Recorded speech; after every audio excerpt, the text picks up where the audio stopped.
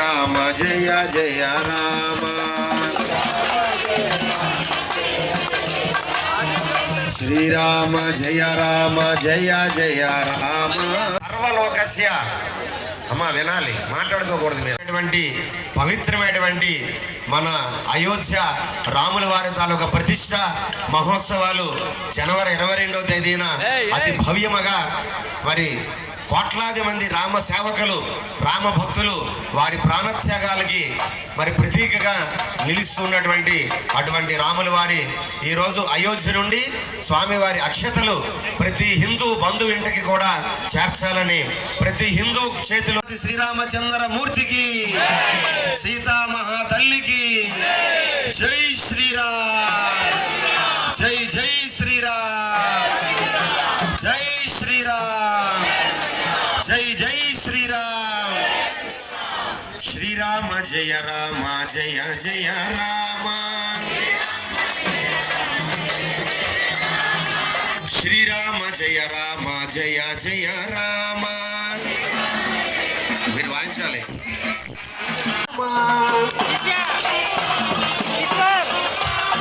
శ్రీరామ జయ రామ జయ జయ రామ ఓ రామ కౌసల్య రామ ఓ రామ దశరథ రామ ఓ రామ అయోధ్య రామ శ్రీరామ జయ రామ శ్రీరామ జయ రామ జయ రామ జయ జయ రామ శ్రీరామ జయ రామ జయ జయ. కోట్లాది మంది గుండె చప్పుడు సాక్షాత్తు అయోధ్య రాముడు దాదాపుగా 487 సంవత్సరాల తర్వాత 63 యుద్ధాలు చేసి 4.5 లక్షల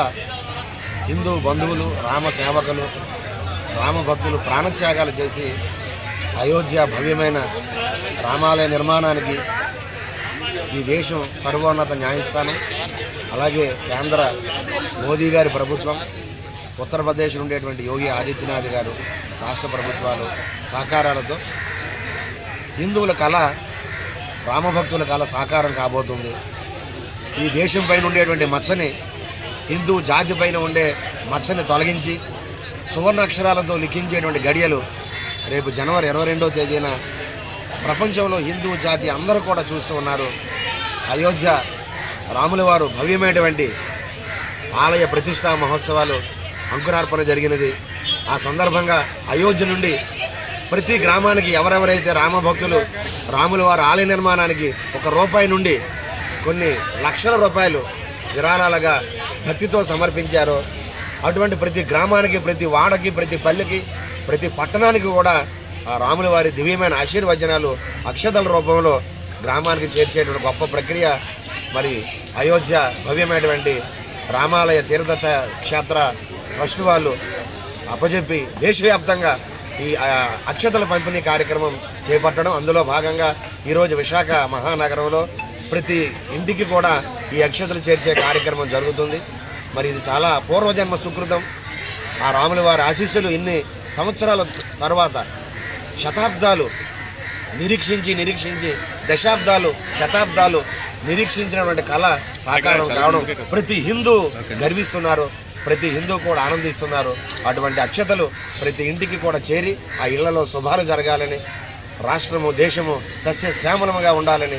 పాడి పంటలతో మన దేశం సమృద్ధిగా వెలయాలని కోరుకుంటూ అటువంటి కార్యక్రమం ఈరోజు విశాఖలో ఈ కార్యక్రమం ప్రతి మండలానికి కూడా అక్షతలు చేర్చే కార్యక్రమం చేపట్టడం జరిగింది. కావున ప్రతి బంధువు కూడా హిందువులు ఈ కార్యక్రమంలో భాగస్వాములయ్యి అక్షతలు స్వీకరించి